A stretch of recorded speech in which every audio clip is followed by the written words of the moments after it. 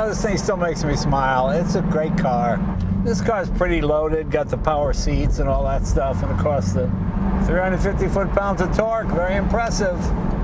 One episode of Jay Leno's Garage, Pandemic Edition. Yes, it's still going on, and I'm still here by myself. Okay, the car we're featuring today, 2002 Pontiac Trans Am WS6.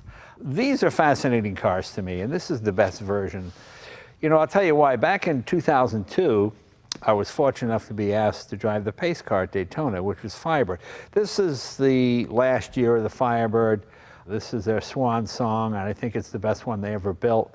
And they had all the Pontiac Firebirds since the inception there. And we drove each of them around the track. And it was funny, I drove one from the 70s with the big motor. What was that, the 455? It could barely hold 110 miles an hour on the banking at Daytona. I mean, it just didn't. It was completely stock, but it was strangled by emissions and everything else. So 110 was like just barely holding on. This was, I think, the best version they ever built. People always say, what does the WS6 stand for? I don't know the way. This is one of those old wives' tales things. I thought it was wide suspension, 6 pieces, meaning 4 springs, 2 thicker anti-sway bars. That's what I thought it meant. You know, I always felt that the Pontiac version of that GM body handled better than the Camaro, than the Chevrolet version. You know, I've got a 68 Firebird with the 6-cylinder engine. We will do that one fairly soon, and we put all custom suspension in it. It's a lot of fun to drive. But this to me is really just a 4-seater Corvette. It's got that 325 horsepower. It doesn't have as much as the Corvette because that's sort of the way the pecking order works. But when they put the WS package in, I remember I had a few things. Cam was a little different. That gave you 5 more horsepower. A little bigger fuel injection across these wheels, and it's a good-looking car. The nose is a bit controversial. I don't know whether I like it or not, but it's what it is.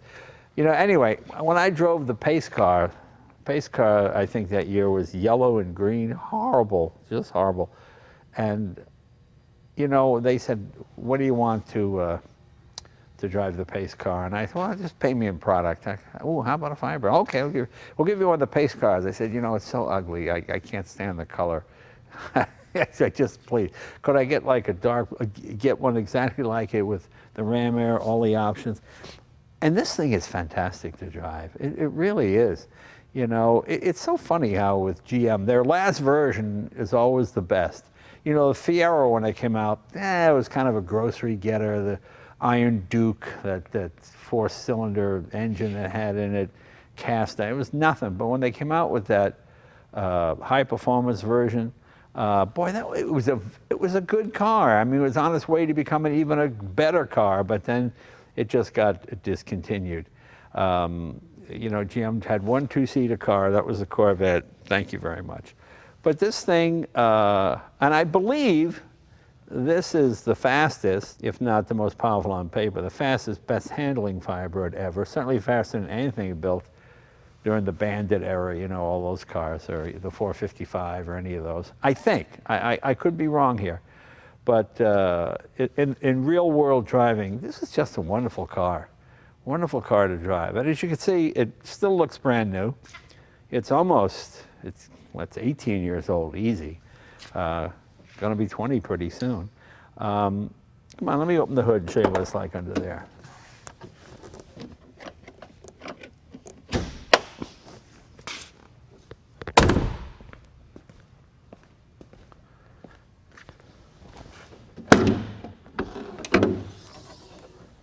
As you can see, I keep it pretty clean. This car is 100% original, except for I put an Optima battery in it. I just like these. They last 10 years, 12 years.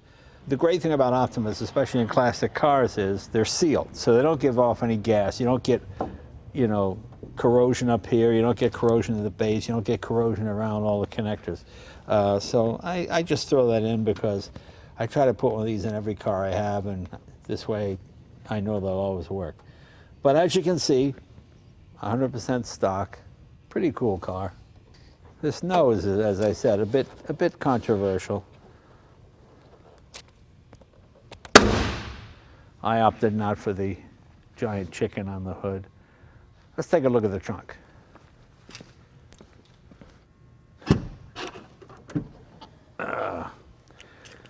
As you can see, pretty good sized trunk. Well, it's okay. It's not bad.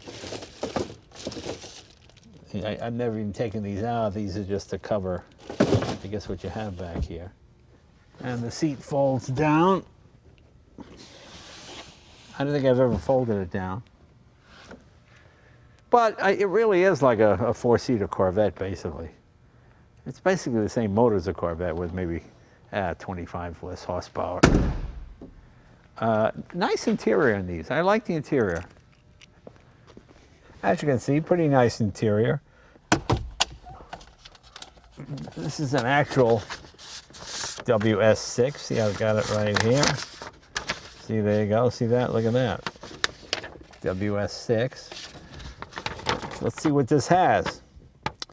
Okay, 5.7 liter V8, 6-speed manual, horsepower 325, torque 350 foot-pounds. Goodyear Eagle, speed-rated high-performance tires, custom wheels, rear axle ratio 342 rear end, power rack and pinion. Yeah, pretty cool. Optional standard features, ram air induction, performance handling package, 10 foot-pound torque increase over the standard model, Hurst short throw shift linkage, traction control. Really, this car is loaded. It's got everything. These were sort of taken for granted. I don't know why, but they just were. And it really is a really nice driving. I mean, I've been driving this car for 20 years. Haven't had any problems with it. Nothing breaks on it. Got a nice throaty roar to it. Obviously, I keep it in pristine condition. We'll take it next door. We'll put it up on the left. We'll show you what it looks like underneath. But it's kind of fun keeping it 100% stock. People have a tendency to just want to modify these. And after a while, you forget what it was like when it was new. No, it didn't have that. No, it didn't have. So this is exactly as it left the factory. And, well, it's not perfect underneath, but it still looks like a brand new car. And it sounds great. Listen. Let's take it next door. Okay, we have our Firebird up on our Stell Croning lift. Let's see. Show you what we got in here. Mufflers look to be in nice shape. I mean, considering this car gets used a lot, well, I like to keep it clean. There you see, you got your four-wheel disc brakes. Sway bar. Thicker coils. What did I say? WS6 is wide suspension, 6 pieces, right? So you got 4 coils and then 2 sway bars. But as you can see, it's not perfect under here because it gets driven. But I like to wipe it down, put it up on lift, just wipe everything down. Helps you find places where there might be leaks or corrosion, but there's nothing here. No corrosion at all.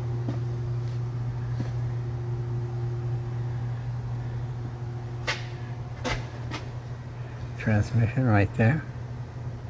Let's see, there's your shocks and your thicker coils and that sway bar here. You could do chin-ups on that. I don't think you'll see me doing any chin-ups anytime soon.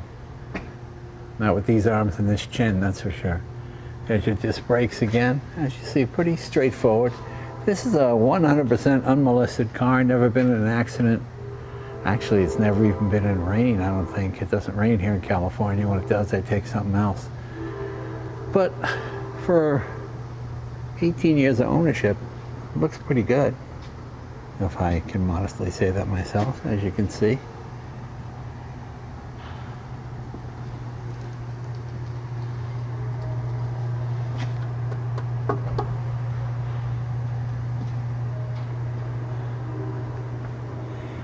Well, if you put a set of 411s in this thing, it would really fly, but 342 is pretty good. You get good gas mileage. Okay, let's let it down and we'll take it for a spin and take it for a ride in one of these.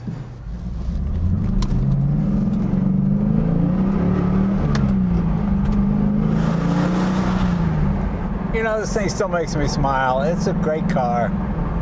And this is a real world car, you know. Nobody really drives Lamborghinis and Paganis and stuff every day. This is the kind of performance car you can have fun with on the weekends, and then you can, you know, drive to work every day if you want. I mean, I've had it almost 20 years. I don't think it's ever been back to the dealer. We do our own oil changes and all that kind of stuff. Seats are very comfortable. I like the interior. I like the dashboard layout. I like the understated dark blue with the black interior. It just says WS6 on the back. That's the only place. Yeah, I wasn't a big fan, as I said before, but big chicken and the graphics and all that kind of stuff. Because, you know, you don't want to get that when women look at you. How old are you? You know, it's my son's car. It's not, I don't have a son. I don't have a son, but you have to say that sometimes.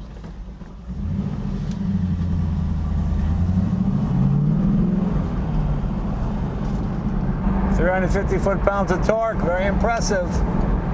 This car's pretty loaded, got the power seats and all that stuff, and of course the panels come off. You know, John DeLorean is the one who really made Pontiac the performance. Well, what was his name? Bucky Knudsen, I think, when he was head. I think he instituted originally. DeLorean was under him.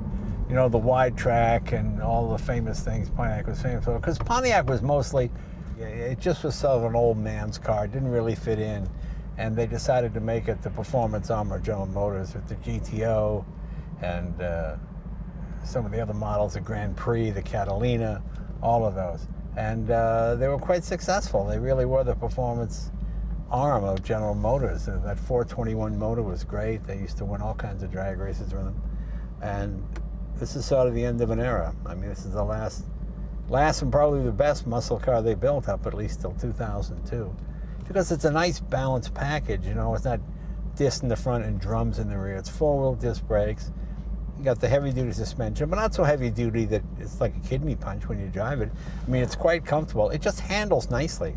It's a nice driving car, and it's faster than, I don't know, 9/10 of the car on the road that are out there. You know, I mean, you come up against your occasional Camaro, Mustang or something, but in terms of an everyday car you could drive with 4 seats, it's fantastic.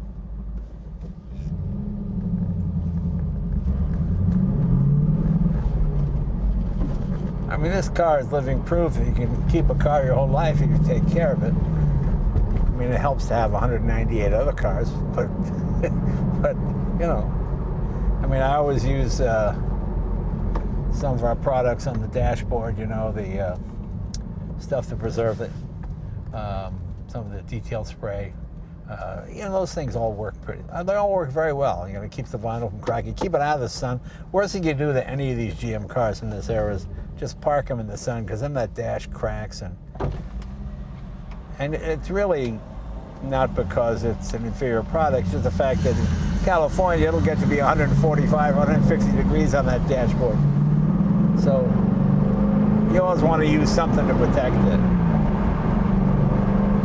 I remember driving this, not this one, but one just like it, on the high banks at Daytona. And what a thrill that was. The thing is this way, and you're running, what, 135, I don't know, something like that. Right up there, and just stuck like glue. Just a nice handling, nice driving car.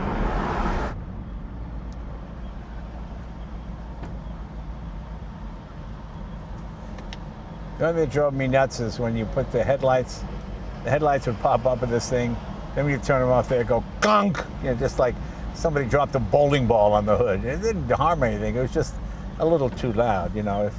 It's amazing how the sounds of a car can affect your feeling for it, you know. I remember all those Chrysler cars from the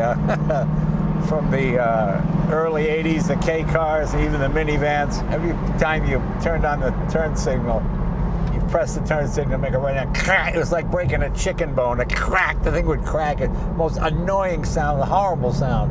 It didn't sound like quality. You know, it's funny, the cars that really affect people. These are the ones that do it. The Mustangs, the Camaros, the Pontiacs. You know, we'll do like a Pagani or something. You'll get, maybe 500,000 hits, and then you do something like that. Well, we had one of the early Firebird Trans Ams on about them. a couple months ago. You know, one with the big chicken on the hood, I think it was a 77. And I think that's up like around close to 1 million hits by now. But it wasn't as fast, it didn't handle like this. This is another whole level. They did their homework. As much as I like that 77, this is, I think it's fair to call this a sports car. And a 6-speed box, that's fabulous. I think this car loaded with all these options back in 2002 was about $31,000, which would be what today? Maybe 45, something like that. Still a pretty good deal. It's cheaper than a Corvette and you get 2 extra seats. But unlike some other makes, Pontiacs weren't all about straight line speed. They really did handle well. It's a fun car to take in the hills. And I walked in the garage this morning, I saw this parked in the back, and I went, you know, I see a guy goes flying by me in a Mustang. Well, I'm doing 65. He's got to be doing well over 100. He's going to get nailed. I think this car brings it out in people. They see it. Oh, WS6. Let me know if I'm wrong about that WS6. Wide suspension, 6 pieces. I know it sounds funny. It sounds like something you get at KFC, doesn't it? And give me the 6-piece suspension meal. Yeah, I'll take that. But anyway, pandemic's going on. There's nobody around. The shop is empty. So I just thought I'd take this out for a spin and show it to you and hope you appreciate it as much as I do. Because I really do. I love these things. And I love these high-performance GM cars. All right, you guys. We'll see you. Okay, I'm getting COVID. I'm starting to babble now. Anyway, I'll let you go. See you next time, guys. Thanks. See you next week.